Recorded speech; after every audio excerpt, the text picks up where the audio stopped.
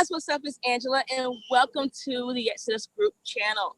Thank you for joining us. Today we have a special guest, and I'm so excited to have her today. She's an ex-Jehovah's Witness, and she contacted me because she wanted to tell her story and possibly help someone who's out there. Because right now, as we know, the Jehovah's Witnesses are going under a lot of lawsuits, and there are people coming out. So I believe that as many of us can help each other, it will help each other will be great, because I know for me personally, I didn't have that assistance, but I think now this vast apostate army, as they like to call us, Yep.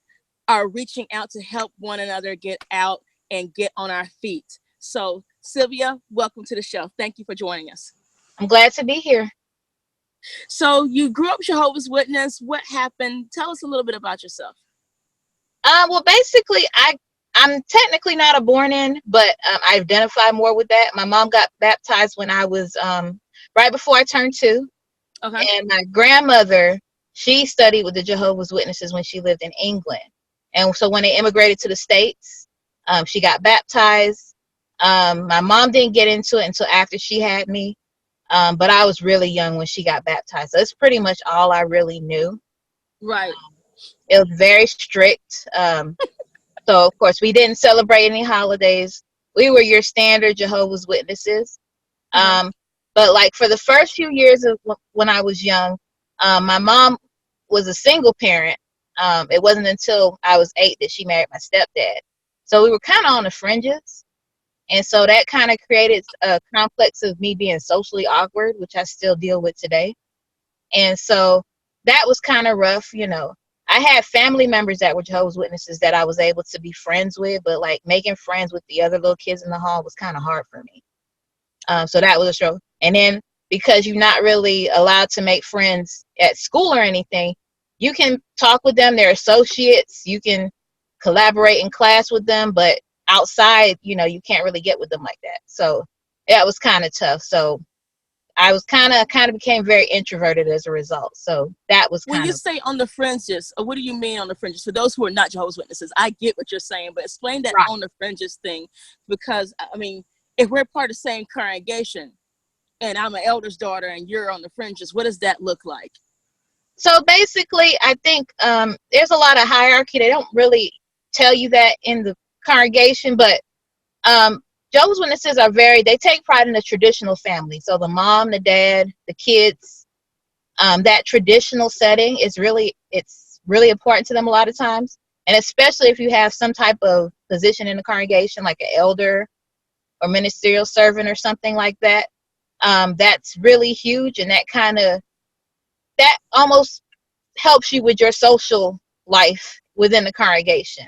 But when you're in a family where it's not so traditional, it's kind of a struggle, because even though you're not really supposed to judge people from their past mistakes, they kind of look at how or why your family's like that. So it kind of creates sort of a division a little bit at times.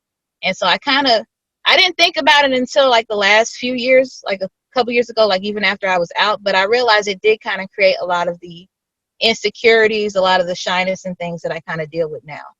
So you're saying you wouldn't, but go ahead. So like the fringes, like you kind of don't quite fit in. You're not invited to all the maybe gatherings outside of the congregation. It's just kind of a struggle, you know. You kind of don't necessarily fit in. Now, in one of the congregations I was in, they kind of took us under our wing and kind of did invite us to stuff and things like that. Because when my mom did get married, my stepdad, because he was moving out of his hometown, he kind of struggled and he became inactive. So again, we were right back in the fringes. But the congregation that I was in, on the good side, they kind of took me in and kind of invited me to a few things, but I still kind of didn't fully fit in. So when I mean fringes, I mean not fully fitting in. Yeah. It's amazing because a lot of people don't understand that even being outside the witnesses. And I'm glad that's why I wanted to ask that, because most people only know that they knock on doors and want to convert you. That's about it. They don't understand that hierarchy. And even like it's there. You said, I was the eldest daughter with my mother and my father. So therefore, while we weren't in the top, we were in the top part of the food chain, because I was you were one of the ones, oh, we can't hang around her, but bring her if, you know, we're going out in field service, you know. Bring Right, Sylvia if we're right, going out in field service, and then I could talk to you then. But if we exactly. weren't going out in field service, then Sylvia couldn't come. So That's true. it So is, yeah, I so got you're invited to the occasional slumber party or something mm-hmm. here or there, but it wasn't very often because I didn't quite fit in. Oh, of course. And Yeah. my family was poor too, so that was another, you know, they discourage education and things like that. And my mom did attend college, but she got pregnant with me while she was in college, so she didn't finish, and so that kind of created it was a struggle to find decent employment. So there were times where we didn't have reliable transportation. My mom would try to pioneer, and she wouldn't be able to find a ride with the friends or anything like that. So yeah, it was a struggle. It Wow. was crazy, yeah. So even basic things, and so that kind of made me even more isolated. Of course, of course. And of Yeah. course, we carry this all into adulthood. And I kind of want to ask you about that later. So those first couple of years were awkward. And what happened Mhm. after that? So As you grew. after that, even though, I felt isolated, I think because I didn't have a lot in going on in my life besides being in a Jehovah's Witness religion, I did say, you know what, I might as well, since this is supposed to be my number one priority, that and schooling, I kind of made it my priority. Plus, when I was little, I remember having nightmares about Armageddon and things like that. I never thought I was good enough. So I was constantly having dreams about that. So I said, you know what, I need to step up. And so Right. I really tried to get into, going out in service when I could, making sure I commented at all the meetings and things like that. And so I became an unbaptized publisher when I was 10. I saw, this was back in the mid 90s. So you remember that tape called To the Ends of the Earth, where they talked about Gilead School and missionary service and things like that? Yes. Yes. I saw that and I thought it was going to be neat to, go out Mm-hmm. there and learn a new language and go help others learn the Bible. And so that became my spiritual goal. Right. And Right. so, Right. but then I found out you had to get married in order to be a missionary. So that kind of derailed that. But I figured I try to do, I knew, okay, at least I could be a pioneer. But in order to do Exactly. that, you had to get baptized. So I knew to take those steps. I became an unbaptized publisher at 10. A year later, I went to the elders, said I wanted to get baptized, but they told me my hours weren't high enough. Now, mind you, my parents Wait. and Wait. You have to have hours yeah. in So order like, to, in order to oh yeah, yeah. devote your life to God. You need to have That's what they hours. told me. Yeah, I remember I was 11 years old, and I'm of course number one. Again, I want to do my spiritual goals, Right. and I didn't want to die at Armageddon, so I knew I had to be baptized. But at the time, my parents were between transportation. Sometimes they'd have it, sometimes they didn't have the money for transportation. So getting rides to the meetings was even a battle. Trying to, the friends would say we live too far, all kinds of stuff. So when I was 11, I approached because I still wanted to get baptized. And yeah, they said because my hours, I was averaging about maybe 6 to 8 hours a month below the national average. Which And is I was 10, by going, the way. It was yeah, which 10. is You had 10 to get now. at least 10. Yeah, basically the average, like every pup, if you're a Jehovah's Witness, the national average is that how many hours do you devote per month? And Right. in this case, back then it was 10 hours. Right. So I was averaging maybe 6 to 8 because of the transportation. And I was going out every time with my parents. And they were like, we're concerned about your hours. They're not high enough. We're afraid if you get baptized, you're still going to have these low hours. So I got rejected. And so I got that That kind should of have been your scared first clue. me. No kidding. That should have woke me up because I was a really studious student. Right. I was a nerd. I loved math and things, but for some reason that logic piece, and maybe it was because of my age, it wasn't there yet. No, So it wasn't there for me either yet. I get you. No, it's fine. it wasn't there yet. So, I got into high school and stuff. I just kind of gave up for a few years, but I was still going to all the meetings and going out in service when I could. And my parents actually kind of blamed me for not having enough hours. They were like, well, you could call the friends and they could pick you up. And I'm like, well, they're not picking y'all up. So how was it going to pick me up? And so how they go pick me up? And that kind of goes in line with like the child abuse thing, because Yeah. you know I remember in many meetings them saying like, they were expected to you're expected to trust the friends have your best intentions at heart, but you as a parent have to be careful. You don't know who's in your congregation because they're not telling you if somebody has a history of child abuse or something. And so yeah, I was expected to call friends on my own and have them pick me up, which I think How old are you? now You I were in was high 11 school. at the time.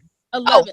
I was 11 at the time, and I was expected to call So the you're friend expected as an 11-year-old to call to an call. adult Yeah, to come I remember take saying you to save other people's lives basically, and yeah, knock on doors. exactly. I was like, yeah, because if it had my hours been high enough, I would have been approved for baptism.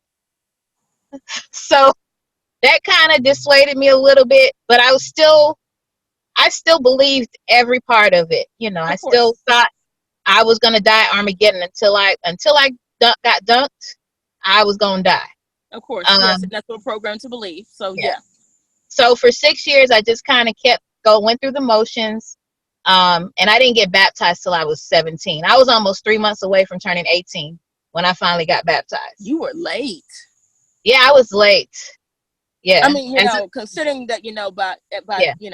age 8, in between age 8 and Mhm. 14, yeah, I couldn't hang out with you as an elder's daughter because you weren't baptized yet. Um, Yeah. I think of it now as I was almost out of there. I was almost out because I was on my way. I was getting ready to go to college. I was getting ready to graduate from high school. But for some reason, I was still so indoctrinated. I knew I needed to get baptized. Number just the one, programming. I still believed it. Number two, I wanted to make sure my parents were happy and felt secure because I was going to go to college soon, and I knew that was going to be a issue. So So you yeah. went to college. Which college did you go to? Okay, so I started my freshman year in Albany, Georgia, which is in Southwest Georgia area. So it's in the country, but it was like 2.5 hours away from home. Right. And it was basically I picked the one that gave me the bigger scholarship. Because at the time, I had the Hope Scholarship, and Mm-hmm. that's where they pay everything. They pay if you go to a public school in Georgia, they pay your books, they pay tuition, they pay everything. Right. And then whatever scholarships the school offers, you get that money back. So because I was a straight A student because I didn't have anything else going. Jehovah's Witness, we can't play sports in high school. So we're I straight A was involved students. in a few clubs. I don't know how I got away with that because I was in student government. um, I was in the beta club. I did all of that stuff. I managed to get, to get through that, but like other things like sports and stuff, I never, Of you know, course, you're right. got into. But I didn't have anything else going but my academics and going to the meetings and everything. So my grades were really good. So I had a lot of scholarship offers. And I was trying to go to a school close to home, but Albany State offered me the most money. So I chose that school. And the funny thing is, I don't know what the conversation the president of the university had with my mom, but she figured out we were Jehovah's Witnesses. And it turns out her secretary was also Jehovah's Witness. Okay. So we were able to meet her and everything. And she kind of made my parents feel at ease for being away from home because I had to stay in the dorm. So everything seemed like it was set up. Everything was okay. And I transferred to the congregation down there. Things seemed like they were going good. I was making to all my meetings. And then one day, my mom called me one evening and she sounded kind of upset on the phone. And she told me that my stepdad, because by this time he was activated, he had just got active again. And so he was Okay. going to meetings. He was a literature servant and everything. So they were getting ready to appoint him as ministerial servant. And the circuit overseer turned him down because I was going to college. So you're actually bettering your education, bettering your life, bettering yourself, and he gets turned down for a job, volunteer job, at church because Mm-hmm. you're bettering yourself Yes, because and can support your family better. it was under the pretense that he could not handle his household because he had a daughter that wasn't following society counsel. So that's how they put it. Even though I was going to all my meetings, I wasn't doing anything. Like I was calling my parents every night because I didn't want to do anything wrong because I knew what would Right. happen. I was terrified of making a mistake. So, and I was coming home every other weekend, and then the other weekends that I wasn't there, I'd met up with a few Jehovah's Witnesses, and so I was spending time with them. So I was never basically at the dorms by myself around people who are not Jehovah's Witnesses. So you put And so yourself in the right I was place. around the right company, but Right. and And I still good association. yeah, and I was still enjoying, being away from my parents and things like that. But yeah, so that kind of made me feel bad because I thought it was a conscious decision. And Right. then so I decided to do my research in the Watchtower Library. This was in the early 2000s, so they had that CD. Yeah. And so that's where I found out, like, it mentioned, it was okay to take a few extra classes, but going to school away from home and being in a dorm was an issue. So, and So I basically, I love what you're bringing up because I love that conscious decision thing. And a lot of times, even if you're not a Jehovah's Witness, you won't get this. But the organization will literally give you guidelines and say it's the conscious decision. right, However, at the next paragraph, it says something else to the fact of however yada yada yada. Does that the opposite is what's really the case. And then in right. the elders manual, which I didn't know that we had until about 2 or 3 years ago, Me neither, yeah. and the elders manual will literally say if she's going to college, this, and this. It will Right. not be a conscious decision. So even right now, there's a conscious decision on voting. However, you can be looked down upon and also disfellowshipped once you looked in the elders manual for voting. Right. So Exactly. it's a double-edged sword because the rank and file don't know that there's Yep. a book, there's a whole manual on that with the managers or the elders. I like to call them managers now Managers. because it's nothing but a business. Mid-level managers. Right. The mid-level managers are looking at you and going, Uh-huh. hey, is she okay? And they can literally disfellowship you because you don't know the rule book. Exactly. And you'll get kicked out of your organization. That is amazing. And you were not even at home. I was, And you were yeah, still making your exactly. meetings. Most of the time I was on campus, I came home every 2 weeks. I know what But it it was was. You know what you did? You know what you did, sis? I do. Sylvia, let me tell you what you did. By you going to school, you were being bad association. Mm-hmm. And you could have stumbled somebody else. Because now, when the other people, good 19-year-olds could say, hey, she went to school. So why can't I go to school? That's true. She's making the meetings and she's doing this and she's still making the truth her own. Mm-hmm. So therefore, I can go to school. And you had that critical thinking too. Exactly. So therefore, if they would have thought about it, they had to make sure they tapped that real At fast. that, yeah. And the funny thing is, like, it's different in every congregation because the congregation I attended, which was near the university, a lot of people, even the circuit overseer, was college educated. So it's not even consistent in every place. I think they've tried to make it consistent in recent years with the governing body being more opinionated towards college. But 15 years ago, it wasn't like that. Right. Yeah. Yeah. So It's crazy. So what was your experience at college and how did you balance your 10 hours a week, your 10 hours a month versus college and studies? It was tough. It was really tough, but I managed to do it. I kind of, I made sure I studied for all my meetings. I didn't do personal study, but I made sure all my meetings, on my watchtowers and my book study, because back then we had book studies, that everything was underlined and I was prepared for those. But it was difficult, trying to balance the classes, being a college freshman, taking 4 classes at a time. It was tough, but I made it. I managed it, and going out in service. I auxiliary pioneered over the summer before I went to college. I had to give that up in college, obviously, but I was still making hours. I was going out in field service like I was supposed to, and all of this stuff. I managed to make it work. That's amazing. Mm-hmm. Wow. Was there anything that made you kind of eye-opened then, or were you just so indoctrinated? I was still indoctrinated the entire time. I wasn't, because I literally walked away. After the end of my freshman year, I walked away from that school and that scholarship and transferred to a community college to be closer to home. So you could live at home. So I could live at home, so I wouldn't get as much flack, and so that my dad could say that, that he had control of his household. And he did eventually become a ministerial servant after that, after I came home. But I still got a lot of flack for going to college, even after that. Like, I still had, some of the elders' wives making little snide comments. And then another article came out like a year after I walked away from my scholarship. And it was about, school. And it basically said the same thing. It's a conscious decision, but you should be careful about going to school away from home. And it had nothing to do, it didn't say anything about what I was doing. It didn't say it was anything wrong, but I was still getting flack. Like, folks were making comments like, are you going to give up school now that the watchtower says you're not supposed to be in school? So I still had it rough.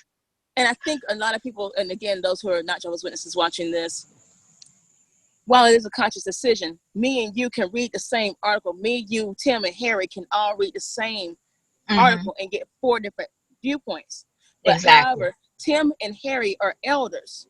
And because they are elders, and Tim is the head elder, whatever Tim's viewpoint and how he sees it goes. Exactly. No matter what we think. And we being women, of course, we don't matter anyway. So we're just great. Hey, it's a privilege to clean the toilet, sister. Good job. Exactly.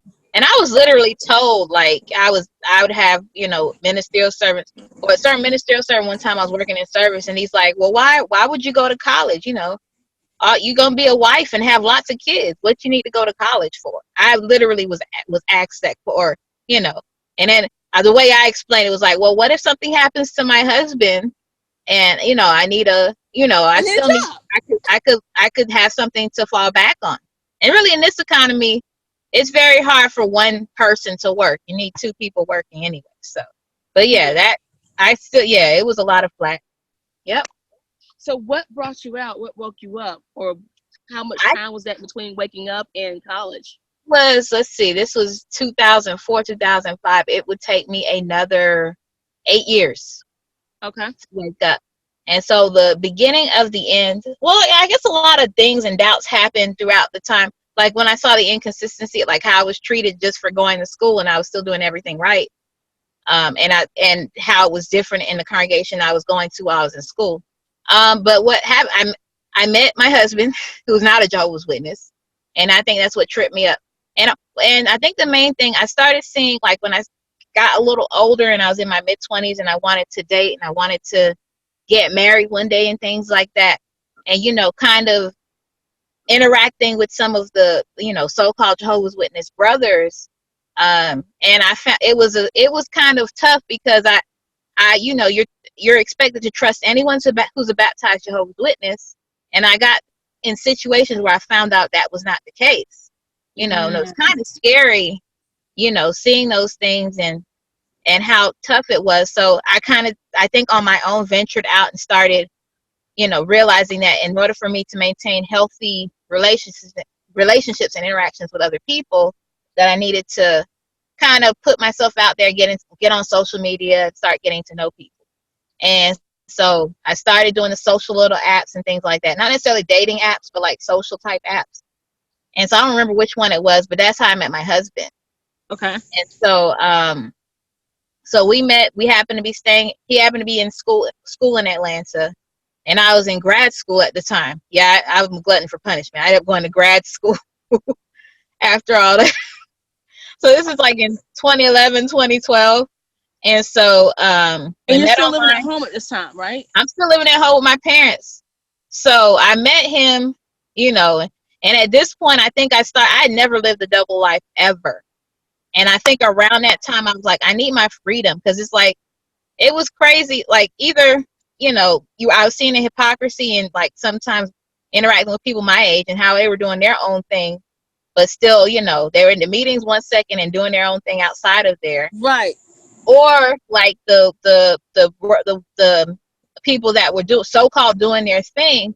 Like I would have normal interactions with them. Like I'd see somebody I would be interested in and we'd be texting or whatever.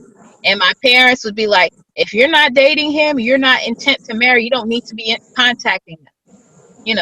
Like at one point I was being threatened to be reported to the elders just because I was texting somebody. So that it was crazy. Like, and I wasn't doing, literally, like, we would chat at the hall briefly. We never met up, but we would just kind of like talk briefly, and I got in trouble for that. And I That wasn't is the doing weirdest anything. thing to me, because how do I know if I want to intend to marry if I don't have a Exactly. hello, how are you first? Exactly. So I get In to the know the person. congregation, you have to, it's almost like if I start talking to a guy, oh, they're getting married. Exactly. I just need to say hello.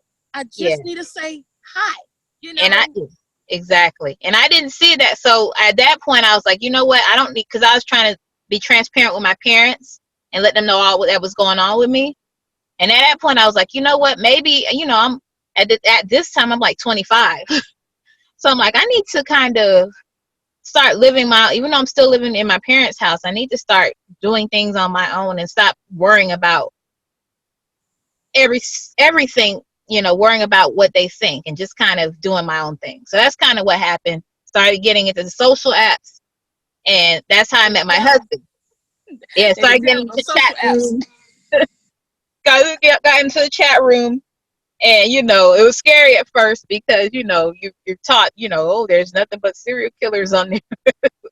There's crazy people and molesters. And so, in and the chat monsters. Mm-hmm. But yeah, I met my husband through that app. And so we agreed to meet or whatever, and we really clicked. I think we met in 2012, so about 7 years ago. Okay. 7.5 years ago. And so we started dating secretly, of course. So we carried on. Basically, we had a secret relationship for over a year.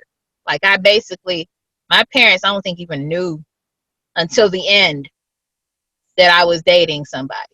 I think they saw me subconsciously pulling away and not doing things that I used to do. But yes, and I think the guilt of, because at this point we were serious, so the guilt of all of that kind of weighed on me too. So subconsciously I started fading. Like, during that year of 2012, I was kind of fading away. I faded away from meetings. I had been regular pioneering since 2007. I was slowing down on my hours, to where I had to step down, I think, in early 2013. And so I just kind of started slowing down. And in the meantime, my husband, who's really, he's really, we still believe in God and the Bible. And so he's really good with his Bible. So he would ask me different questions, like, y'all are, you Jehovah's Witnesses, you seem like cool people, but why don't y'all believe Jesus and Michael are the same? Mm-hmm. And so I'd be showing from the New World Translation, and of course that translation is completely different from all the other versions. Exactly. So he was kind of able to show me from his Bible, like, they're not the same.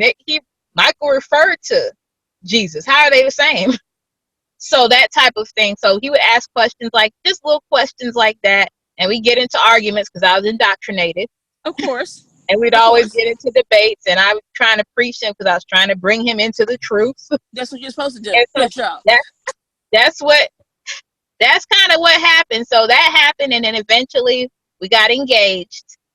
But I didn't know how I was going to escape. I knew I had to get out of my parents' house in order to marry him. And so that was the scary part. I had no idea how I was going to make this work. I knew I had to eventually find my own spot. We had to find a spot together.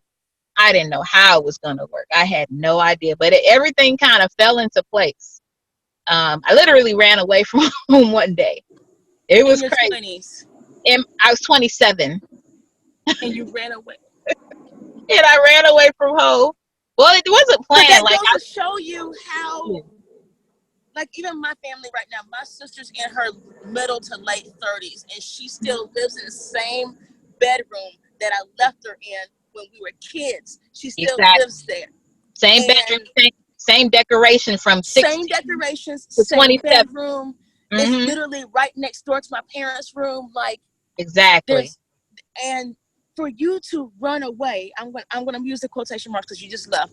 But for you to run away at 27 years old, one, I'm proud of you, but two, that's just so much. And by 27, you're your own family, and living your own life, having your own apartment, trying to figure out how to pay a light bill. Not still Hi, Mom. How are you? Exactly. Exactly. And Wow. that's the thing. When in the congregation I was in, they discouraged sisters They all from do. Yes. actually Living living apart. away. There were Hmm. some people that I was friends with, like I had like pioneer partners and things like that, that I would that they had roommates, or they would room with each other, Hmm. and they were kind of looked down upon for having their own place. They're viewed as independent, and it was like, why would you get those expenses? Why would you pay more money when you can live at home? Why And would you do that? Live at home, and also you don't know because they can't keep tabs on you for the sex. The exactly. sex is what brings most of us out. I had sex and I loved it. Anyway, she goes, That's what happened with that's what I was like. Well, and it wasn't necessarily, it was like, it just kind of happened that it was one of those things that kind of happened naturally with the relationship.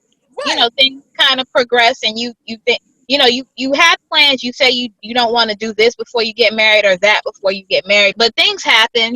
So I was obviously doing things that weren't in line with Jehovah's Witness, rules. And so, that kind of happened. And so I was feeling guilty about that, so I started fading. I didn't know I was fading, but I just stopped going to meetings, stopped going on service. I came off the pioneer list. I Feeling it. just wasn't into it, feeling anymore. Even though I was still believing it, I wasn't feeling. So, like I said, ran away from home, and me and my husband ended up getting married, and found our own place. So in the meantime, while this is happening, everything, all hell broke loose, basically. My parents contacted the elders, and they were trying to get in touch with me. I changed my numbers and stuff because I knew what was going to happen.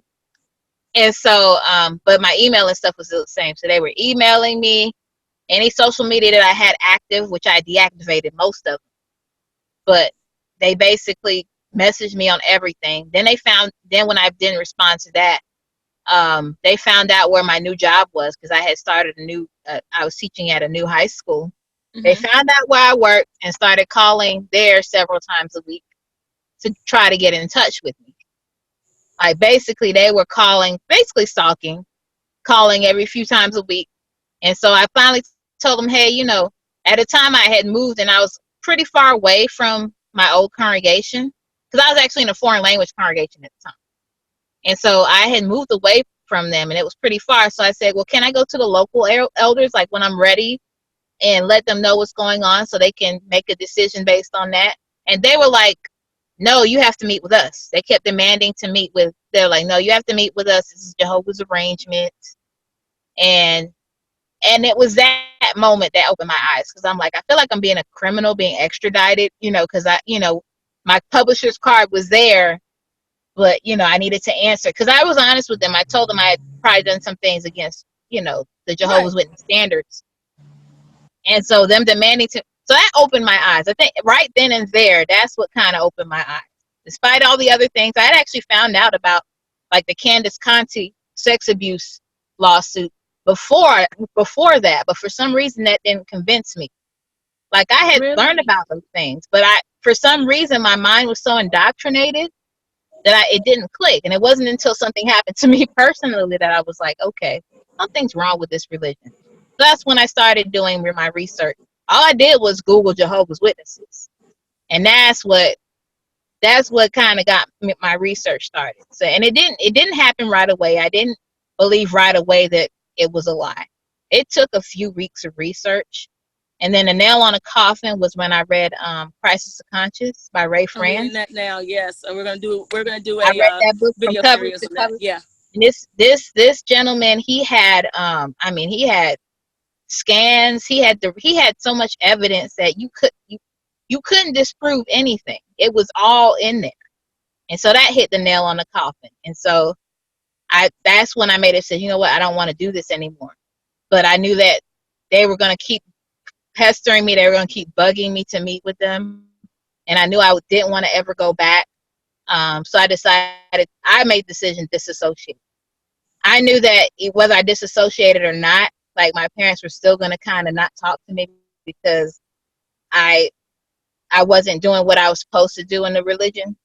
But I just decided, I knew what was coming. I knew that I wasn't going to be able to talk to anyone. But So like on New Year's Eve 2013, I mailed out my disassociation letter. I sent a copy to my mom with a letter for her, just so that she knew what was going on. Right. And yeah, I didn't get a receipt to the letter, no response, because we had limited contact by email and stuff until then. But once that letter was mailed out, I never heard anything. So I Man, know New she got Year's the Day letter. must be a hard day for Jehovah's Witnesses, the organization, because I can imagine how many letters they get on New Year's Day. You're not the first one that I've heard to say that on New Year's Eve you Oh wow. mailed it out. I didn't know. I was just like, okay, we're gonna close this year out, and I just mailed it out. I don't know when she received it, but I know that was 2013, and I haven't spoken to my mom since. So what happened to you personally? You mentioned that earlier. What happened to you personally that opened your eyes? It was just them basically harassing me and Mm-hmm. and stalking me by phone, calling my job several times a week. That happening to me made me realize that I wasn't in a loving religion. That Right. opened my eyes. Not now, Gotcha. even the research as far as the child sex abuse and all of that.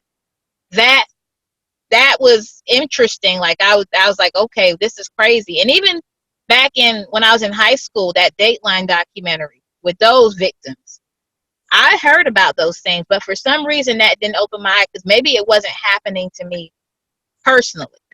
But My parents being told me during harassed at that your new job, it was what did they tell me? If it did happen, it was in one congregation. That's it. And exactly, also they were angry with Jehovah. It wasn't they were exactly. angry at the organization. And that's how those even now I believe are like, they have a vendetta against Jehovah, Mm-hmm. not Jehovah's organization. This might if it did happen, it's only one person. It's not so throughout like it is. So I can understand that. Yes. How you consolidate it in your mind, but when something happens to you, like where again you're kind of treated in with a way, like for me, I was, like when you're calling my new job and I'm trying to adjust to new life and everything. That was kind of it was, and it's something minor compared to being victimized. That's what happened to me is nothing compared to being brutalized and victimized in such a way when you're an innocent kid. That's nothing, but that was the flicker I needed to wake up. But what are Exactly. some things that happened to you that you had to overcome just in knowing how to take care of yourself and knowing how to budget? What things that you have overcome? Well, just knowing how to kind of stand on your own and learn how to pay your bills, that was tough. But the biggest thing for me is my friend, like that I still struggle with, is having a circle of friends. Again, Mm-hmm. I had that social anxiety for years. I was extremely socially awkward, and it took me till my 20s to get even a small circle of friends in the organization. And so when you leave, all of that is gone. So you took the friend circle that it took you 20 years to build is gone. You basically have to build that again. So that has been the biggest struggle. I still, and then because I didn't have a lot of friends outside, and that's one thing I would advise people who are trying to leave, try to make some friends outside the religion, where you have coworkers, just people that you meet. Try to make a circle of friends that you can talk to, that you can kind of bounce ideas off of, and that you can vent with. Because when you leave, that circle is going to really help you as far as having friends and a support system. And that's the one thing I still struggle with right now, is even making Well, I'm friends. a And new friend, so hey Sylvia, hi, hey girl, hi. and so So that's the closing biggest out, thing. like you just said, and I'm glad you segued into that. What are some things you would say to those coming out on their own? I always say just financially prepare and save as much money as you can, but that friendship Exactly. thing is a big thing. But what else would you suggest for those who are So, coming out of the organization now? so have an action plan. You need to figure out how you're going to escape out of it, but be prepared that it might not happen as you plan for it. Like in my That makes case, I was sense. trying to figure out how to find an apartment and stuff. It didn't happen as planned. It kind of happened. It kind of everything fell into place, funny enough, but it It didn't will. happen as planned. And I have a relative who, basically the same thing. It didn't happen as planned. He kind of eventually left, and things happened differently from how he anticipated. But just be prepared for those, and that's why that system, that friend circle, is important. Try to get Get with relatives. If you have relatives outside the religion, definitely try to get close with them. Even if you weren't close with them before, kind of hit them up, get in touch with them, explain, your situation, and apologize if you have to for why you were kind of distant. So you have I, that support system. I will piggyback on that. My cousins literally lived less than a mile away from me when I was younger. Mm-hmm. And, after getting out and getting back in contact with them, we talk and she goes, girl, you're still family. It's okay. We know. Like, most Exactly. times they want you out. She even said, I prayed for y'all to get out. I'm glad you're woke. But they literally sometimes are praying for you to come to them because this is a subject that I can't tell you, Sylvia, Exactly. what's going on, or, that you need to Exactly. come out. You got to open your eyes yourself. Exactly. And my biological dad was like that too, because he was around, his grandma was Jehovah's Witness, but he never became one. And that's what he said. He's like, we prayed for you to get out of there. He was supportive as I was growing up, and he would make sure I got to my meetings when I visited him and things like that. But he said, I prayed for you to get out of there. I was hoping it would happen, and I'm glad it did. So when Well, I'm everything kind of glad you happened, got out. I'm yeah, so happy you got out. We I'm got to glad. go because we both got to get the running. But Yeah. Sylvia, thank you for your words today. Thank you for your words of encouragement. I look forward to having you on the program again soon. Okay. And anything else you want to say to close off? I'm nothing. I've been blessed. I'm glad that I've met such a circle of friends. Like the XJW community has been amazing. Whether you're on Twitter, Instagram, or Reddit, the support is just real out there. And it's just, I hope people out there who are struggling to figure out, how to escape the religion, or they're stuck, they feel trapped. There's people out there, you have almost virtual friends out there.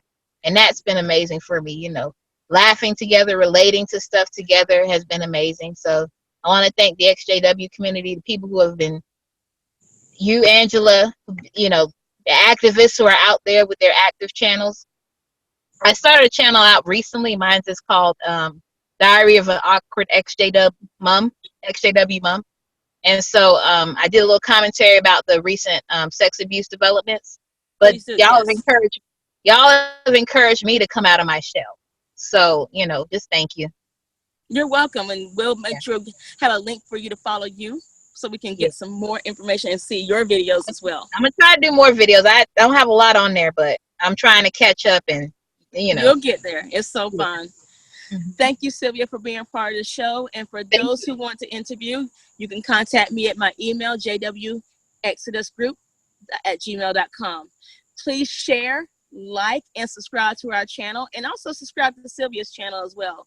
And you know what? To all those who are coming out or who are still in or having questions, you're stronger than you think. And I look forward to seeing you soon. Have a good night.